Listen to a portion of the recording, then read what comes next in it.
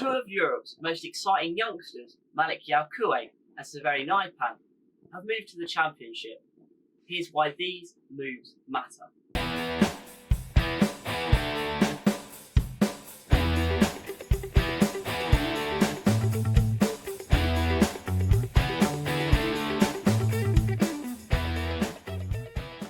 So, who is, first of all, Malick Yalcouye?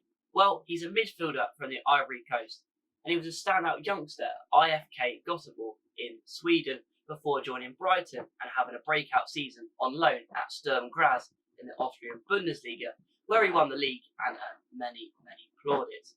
He's a versatile, ball-winning, high-energy pressing monster. And Nypan, on the other hand, is pretty much the complete opposite midfielder. He's a Norwegian attacking midfielder from Rosenborg who joined Manchester City for around £15 million this window, and he's one of the world's most promising Wonderkids. He's a creative, technical flair player with fantastic passing vision. So Swansea wanted Yalcouye as he fits their midfield rebuild, defensive stability and their depth, much needed depth in their squad, and he adds that strength, that stature in the Championship that you need if you want to fight for promotion. And Middlesbrough, on the other hand, targeted Nypan to replace some creativity that they lost. It'll be a long-term project over the season, but they'll be hoping he can add many goals and assists. And both clubs benefit from Premier League parent clubs and European scouting networks, and these are two players that could help both the respective clubs gain promotion to the Premier League this season. So the tactical fit, I'll start with Yalcouye at Swansea, likely to be used as an anchor in midfield / a ball winner in the Championship physical battles. If you look at his stats, his tackles 2.90 per 90, tackles 1.91 per 90, tackles in the defensive third 1.16 per 90, and tackles in the attacking third 1.16 per 90. He wins his tackles, he makes quite a few tackles, and it's all over the pitch. So in the attack, he can press high, win the ball back there, or defensively, he can help the back line out and win the ball there. Dribblers challenged 2.17 per 90, and percentage of dribblers challenged or tackled, which he won, 73.3%. So again, he's very good at tackling anyone with the ball. He's likely to win it off them, a very high percentage there. And even blocks 1.88 per 90. He can get in the way of shots, help the back line out even more. And interceptions 1.15 per 90 in the midfield. If he's dropping deep, he can cut those passing lanes and help start attacks with a counter attack.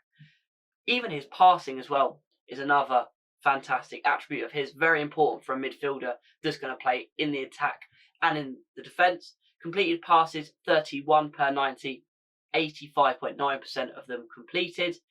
Again, a very high statistic. Yes, it's in a slightly lesser league in Austria, but still very high stats. Completed short passes 17.1 per 90, which is 92.9% of those completed, which he attempted. Ridiculous stat. Completed medium passes, which is 10 per 90, 85.2%. And then he's completed long passes 2.32 per 90, which is 69.6%. So his best attributes of his game is short or medium passes. Create those passing link-ups, those passing lanes to get quick passes between the opposition's midfield and back line. Long passes, he only attempted 3.33 last season. So take his long passing ability with a bit of pinch of salt. It might be better, it might be slightly worse than the stats suggest. But Nypan at Middlesbrough, there's not as many stats that I could find on him because of the league he was playing in, Norwegian league, but he's going to be used as a creator between the lines, adding that technical skill, which I said could be the difference between promotion and staying in the Championship. Goals last season, he scored 8 at 17 years old, 18 years old. 0.34 per 90, shots 2.39 per 90, and shots on target 0.73 per 90, and his percentage of shots on target at 30.4%. So he will add goals to Middlesbrough, there is no doubt. Of course, it depends on his playing time, but if he really has that potential, then there's no doubt he will play and impress many people this season. And his assists, 6 last season, 0.26 per 90. As I said, Middlesbrough will be hoping he can bring those goals and assist numbers up for the whole squad.